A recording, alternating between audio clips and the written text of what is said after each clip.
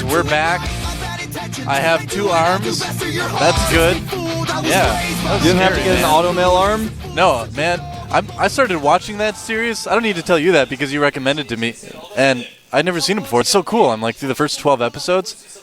Did you know that alchemy is based on the law of equivalent exchange? Yeah, man. I learned all about that. Yeah, it's true. To obtain something of equal value must be lost. That's right. I'm gonna have that intro thing memorized by next week or something. I definitely recommend checking out Full Metal Alchemist if you like anime. Yeah. And you like something that's it's pretty actiony, but it also makes you think a little bit. That's how I feel about Full Metal Alchemist. It's really good. And if you like to be sad, then it's a good show too. It is pretty. I like stuff that's tragic. That's something I really enjoy watching. Well, we're going to have one sad player after this next match because one of them is going to get knocked out of Code A, and it's going to be Hozo Bonbon, otherwise known as vanvanth, which I wonder if that's like an anime thing too. Yeah, we actually were wondering about this. Someone maybe tweeted FXO Wolf or Doa SC about... Yeah, is that like from an anime or something? Yeah, vanvanth, because he went by bonbons, but in Korean there's no V sound, so if you want to be vanvanth, they would still call him bonbons. He specifically wanted it to be vanvanth, too, in his ID. So, I know, Escaflowne, I think there was a Von or something. I don't know. Yeah, maybe, if anyone knows about that, tweet at us and tell us why, where that's from, maybe. Yeah. Getting our anime nerd on at the I know, man. Here's this guy. Is he an anime nerd as well? Who knows, but he's a pretty good Protoss player. Yeah, he actually used to be in Code S. That's right, he did. He made it all the way to the round of 8 last season. There were some lucky games in there, though. There was I don't want to cancel my Colossus even though I know DTs are coming game in there. He just loves Colossus so much. Who doesn't, you know? It's like the Colossus is halfway done. He's like, well, I don't know. I'm like, no, Bonbons, you're going to cancel that. Cancel it, man. And so he went to the up and down matches, and then he went down. And so now he's back in Code A again, and he has to play against someone who is a pretty strong Terran player. Yeah. We're going to get a shot of him in just a second, I'm sure. Yeah, GanZI, there he is. He's done quite well in foreign events as well as at the GSTL. Yeah, definitely. Made it very, very far in MLG Anaheim. One of those Slayers, Terran players that it always seems like they have something new up their sleeves. You know, I mean, Slayers is really like the house of Terran, new Terran strategies, you know? GanZI hasn't had his opportunity yet in Code S. And I think that he finally feels like, all right, I'm going to do it this season. I feel like he might be able to do it this season. I think he's going to at least stay in. I mean, my liquid bet said GanZI was going to win. Me too, man. Yeah. Bonbons is pretty good. He shows his play can be a little bit rocky sometimes, but he's definitely not a bad player. Yeah. And his keyboard, actually, he's using one of those Marauder keyboards, and I think I talked about this last week where it's really growing on me. I really like that keyboard now, and I don't like membrane keyboards as a rule. So it's weird for me. I don't know. Well, it is a little bit weird. I mean, when I touch that keyboard, I feel like, well, this isn't a StarCraft keyboard for me, and I just want to use my Qsin DT35, which you guys should try, or my Razer Black Widow. But the Marauder keyboard is pretty cool. It changes with your APM and stuff like the rest of the Razer products. Yeah, it flashes purple if your units are being attacked. Yeah. Which sometimes I play without sounds, so that's kind of handy if I'm not looking at my minimap. So they eliminated, look at that, Bonbon eliminated Belshear Beach again. Nobody likes that. Oh, and GanZI eliminated Daybreak. That's our new map that we haven't seen yet. I actually played a bunch of games with that with Torch on that map recently. It was a very good map. I really enjoyed it. We played all the matchups. So I ops one of those games. I was sleeping, I think, during a lot of that, though. Yeah. You're like sleeping at your desk? Not at my desk. I was you're like I obs that, but I think I was sleeping during it. Torch and Wolf, most boring games in the history of Start. No, I'm just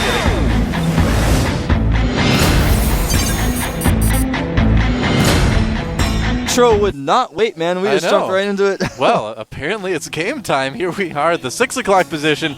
Our red Protoss. He is from the team NS Hozo. Back again. Everybody knows this guy. His name is... Say the name, Wolf. NS Hozo Bonbon. NS Hozo Bonbon. And his opponent, a Slayer's Terran. Very, very good in my opinion. Spawning at the 12 o'clock position. Cross map he is. Slayer's Kanji. One of my friends is actually trying to explain to me what GanZI means in Korean. It's like what she was telling me is, I mean, I don't know if this is actually the case of why you chose this idea. It might mean multiple things. But what she was telling me was, if you see someone who's looks really cool, you just see someone walk out of the subway and you look at them and they just make you feel well, that guy's he's a cool guy. That kind of thing. That's what someone is GanZI is I don't know. You like So, say like- Ganji, it's like, oh well, this guy is like approaching and he's like cool. I don't know. She was trying to explain to me. I don't know. I didn't really fully understand, but it was. So it's like in Happy Days when the Fonz walks in and everyone's like, that guy's awesome. I didn't see Happy Days. Ganji. You never watched it like Nick at Night or something? No, I never did, man. I actually didn't have cable when I was a kid. Well, who is like a cool guy? I don't know. What about like the original series, the original couple seasons of Boy Meets World, like the older brother Eric? He was like the typical cool older brother in that 90s sitcom. I didn't initially. even watch that show either, man. It's okay. He turned into like an insane guy. Is that a the couple show where seasons later. one of the girls' names is Topanga? Yeah, dude. I like heard about that. I was like, who is Topanga? That's the worst name I've ever heard.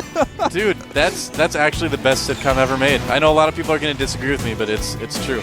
Is that the one with Shia LaBeouf? Is he in that? No, I don't think so. That's the one with like one of the Savage brothers. I don't know, man. Like, I don't know about any of these shows. 'Cause I just watched Arthur and Friends, man. That wasn't a sitcom. AARDVARK, man. And there's some nerds out there know what I'm talking about. They didn't have cable either. Or anyone who knows how to spell aardvark. So, pretty normal opening from both players, really. I mean, 12 barracks, 13 gas. That probe is going to try to stay alive. And Well, he's lucky to see that gas. yeah, At cross positions, normally you don't get to see that gas. He's very lucky. yep. That probe feels lucky. I think he'll feel even luckier as he leaves the base Yeah. with his life. No just a second robot, gas for vanvanth. I wonder. And this SUV is luckily going to be able to scout this as well. Yeah, it's a lucky day for gatherers. They're going to see quite a bit. There's a second gas just getting started now, a little bit later, so probably going to see some sort of. Well, you're the Protoss player. Why don't you tell us what we're probably Well, going to see? we could see a Void Ray all in. I don't think we're going to see that given that his opponent has scouted gas. Oh, but look at this, making a command center. And the SCV does go down. But he's making a command center after taking the gas. It's going to be the last thing that Bonbons expects. Adding 2 more barracks here as well. Huh. He's actually not mining from the gas. He mined 92 gas. That's it. And he has pulled out of gas. I love this move because this really changes the way vanvanth has to think about the game. From here, he gets a fast command center up, he adds more barracks, he has the ability to make a tech lab and make a few Mars if he wants to, but he gets that faster command center. I love this. Players need to do this stuff more often. Yeah, I mean, look at that. Another Slayer's Terran. It's the House of Terran Innovation, man. You know what build in the beta, when I first got my beta key, it was like the first week of StarCraft 2 beta, what I was doing was mining 100 gas, making 2 reactors, and doing like a super fast marine timing attack. Hold that thought.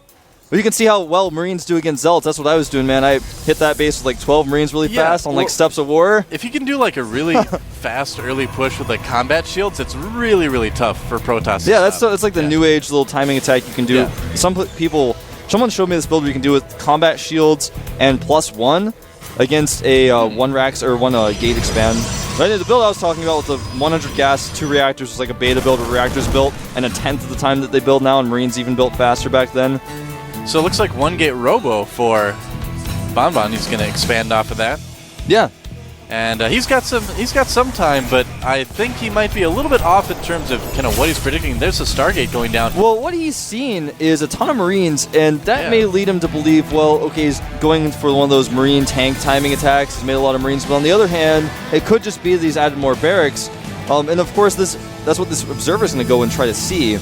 Now, he is actually, I believe, just going to go with a Marine with Stim timing push once his first 2 medevacs come out, which should match up about right. I think Stim should be finishing about when those first 2 medevacs get done, Yeah, or about when he gets near the base. His opponent is going for a 1 gate into Colossus 2 base, and Yeah. he's going to have to add some more gates. There he goes, adding some more gates is natural.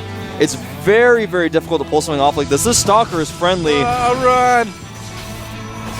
All right, those other stalkers aren't as friendly. No, they're not. Yeah. So, looks like Bonbon's going to go up to 3 gates here and a Robo with a Bay. Going to be pretty difficult to hold this because the first attack is going to hit. This kind of He's gonna- reminds me. He's going to do a little bit of damage. Then he's going to back away, and then the Vikings are going to start coming out, and the map control is going to be very difficult. But the command center hasn't been moved to the natural yet. Oh, he sees the observer, maybe. Yeah, he sees it. He's like, do I want to scan here? Nah, it's not worth it. This almost reminds me a little bit of what Karn does to troll people on the SEA server with TVP. Just goes mass marine. He does do that a lot. Oh, and the observer in a perfect position to see that drop. He's going to be like, hey, where are you guys going? And so, yeah, it looks like it's going to be a drop. I thought he was just maybe push, but apparently not. Unloading all of his units to kill a probe, that's going to slow him down. A little bit. I think I think he knows that there's not really much point in pursuing this drop now that has been spotted. I mean, I think he probably saw the shimmer of the observer. Yeah, he's gonna, or at least the pro. He's gonna go aggressively, check for the third base, and then probably go home. Really fast Colossus. Yeah, this is a super fast Colossus build. Very risky if his opponent had been a little bit more aggressive, but he kept scouting at that observer over there. And I think that I don't know. He doesn't have enough units to hold, I don't think. Yeah, he's going to do some damage. Oh, look at this factory walling him in. That is actually awesome. And he's going to try to target down this Colossus. Will he get it? I think he certainly could. His units are getting spread out a little bit there. The Colossus does go down. And with the warp in, though, GanZI, does he have enough? No, he does not. Well, maybe he does. No, he doesn't. The Stalkers are something that even you and I were like, well, doesn't he have more units than this? The Stalkers were prepared for drops. They're in the main. Yeah. And he does definitely have enough to hold this. And the micro of GanZI was not the best either. Yeah. The nice thing is that he did manage to kill the Colossus, so that's going to slow down any attacks coming at him. He did just load up another drop, as we can see there, so he's going to try to put some more pressure on there. But I don't know. He's going to need some more barracks. I think he's going to just kind of sit back and drop and play a little bit more defensive for a while. GanZI actually leaving 4 Stalkers in his main is going to be prepared to, even leaving 6, prepared for this drop, even has an observer to spot for it. And GanZI committed a lot of forces to the attack. He gave up a little bit of map control, but he's got his base up. But the scary thing is, there's a third base going up for vanvanth right now, and he sees this drop. He's going to get it. And he doesn't react quickly. Must not be watching his mini-map. Yeah, that's unfortunate. He could have gotten a free drop there. Yep. I think he would have gotten it anyway.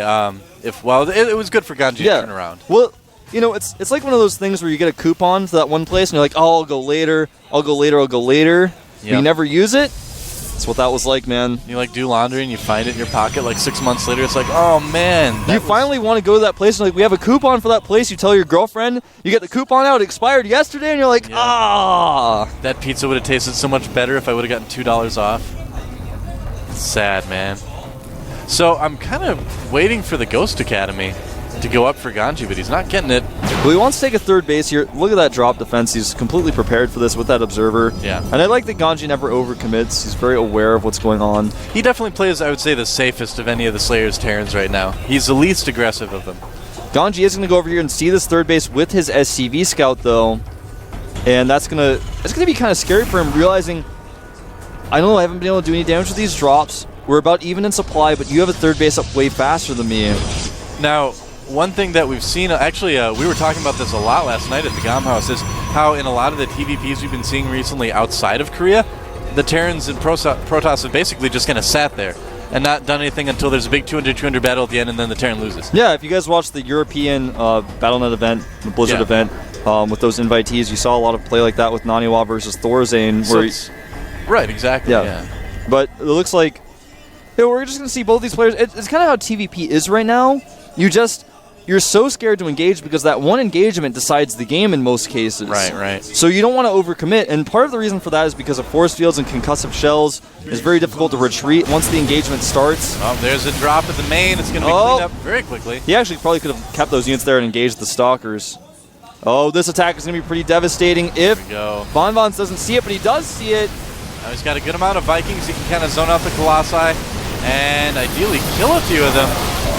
The Stalkers coming over the blink finishes, and it looks like he is going to clean up this engagement, taking a pretty advantageous lead here.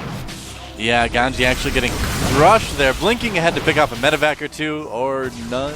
He will get one medevac. There, he finally gets one. He might blink forward again. Yep. Oh, but another drop at the main. I really like this. It's that same drop that he's been pesky with. Yep. And depowering a couple structures right there. Depowering the Chrono Boosted Twilight Council. That's going to waste a little bit of time there. I think that vanvanth's to turn around here, though. I'm not sure he needs to engage this right now. And again, another drop. vanvanth isn't paying attention to his attack at the front, and he's losing a lot of units. Oh no, this counterattack just did not work well at all for Bonbon. It was a terrible time to attack. These SCVs are coming out, I'm not sure why. Yeah, I mean, they might just have got a taste of the bloodlust, Wolf. Gonna do a little citizen's arrest, but this is looking really bad. A situation that was looking really good for vanvanth is now looking somewhat bad, but he may catch these Vikings. That would be a pretty huge. Yep, he's gonna get one of them, it looks like. Yep. Doing a little bit of damage to the rest of those. All right, so supply-wise, Terran is actually a little bit ahead right now. So They're basically even. I mean, it's not enough ahead to really make. If you look at the difference. supply, it's a little bit behind. He's got so many resources because he was supply blocked. A lot of his gateways run powered. Now once those things get back up, we're going to see him jump back up and catch up. Double upgrades coming out 1-1 for vanvanth, and finally his charge has been restarted, rebooted. Now, what are the upgrades for Terran right now? Well, he's got 1-1, so he's a little bit ahead in that regard. And he's going to attack this third base again. He has to be very careful with how he does this because this is a very scary place for a Terran army to engage. Yep. vanvanth's army is pretty out of position, Way out of position. This Nexus will probably go down. I think it's more like definitely Wolf. The Nexus getting taken out. Losing this Nexus now. He can retreat. He's going to catch a Colossus as well. Very nice choice to engage right now for GanZI, and he can micro against those Zealots. The Stalkers are out of position, handling the Vikings, and GanZI, I think he should pull back right now. Pulls back. The battle that I thought was going to crush GanZI's units, just unfortunately vanvanth moved out at the wrong time. That's why it's so important to hold those watchtowers on this map, or at least have a few units and observer on that hallway. If you get blindsided like this, it's terrible. It's not as bad as the old days in Desert Oasis where you could get blindsided where both players' armies were on the other sides of each other. Oh, man. How many base races were there on Desert Oasis, man? I think mostly every game really was a base race on Desert Oasis. And, we saw vanvanth again chase GanZI all the way back to his base almost. Decided to turn around at the last moment. Didn't work out too well for him before. He's got a good amount of Archons right now, too, which is going to help. He just has to make sure to control his army, pay attention to it. Last time he was on move command. Yeah. While the drop was there, and he just lost a ton of units. I think he could win this engagement. He's actually ahead in supply now. He could. He actually pulled ahead way in supply. GanZI may have missed some depots. I'm not entirely sure what happened here. He lost a lot of units, but not that many. This is going to be a scary engagement. There are so many Archons in the mix here. Yeah, I think GanZI is in huge trouble. And we have even upgrades. Perfectly. No Ghost to be seen anywhere, though, even though the Ghost Academy is done. Here comes the engagement right now. GanZI has a good amount of bio, but those Archons are going to do so much damage. Yeah, even cleaning up those Vikings. Yeah. Look at that. And running out of Zealots, though, and it looks like GanZI may hold a little bit longer, but with the Stalkers blinking forward here. And I think GanZI might be barely able to clean this up with reinforcements, but he will probably lose his third. I think he actually may lose this game. Yeah, that may actually be it. I'm really surprised he was able to muster up that many forces. It was a really good timing. GG. Yep. GanZI lost a lot of forces as he was retreating. The Stalkers were blinking, chasing down the units. Yep. And he invested in that Ghost Academy. He didn't make any Ghosts. A few Ghosts may have turned the tide in that battle. I think so, definitely. Yeah, I mean, he was spending so much on Vikings, it was really, really difficult for him to get the Ghost set that he needed to, too. When you have only Stalkers actually take huge hits from EMP. Zealots are, not so much. They mostly have hit points, not shields. With the Stalkers, you EMP a Stalker, that's like half of its health gone immediately by one unit. You get some good EMP off on those Stalkers, the Medivacs, the Marauders, just clean everything up. And he just barely broke through that, but part of the reason was he just had such a supply lead. Yeah, that's the thing. Like you said at the end, I do wonder if he missed a couple depots or something. Yeah, I kind of want to go back and look. Even, and then all of a sudden, vanvanth just like jumped up.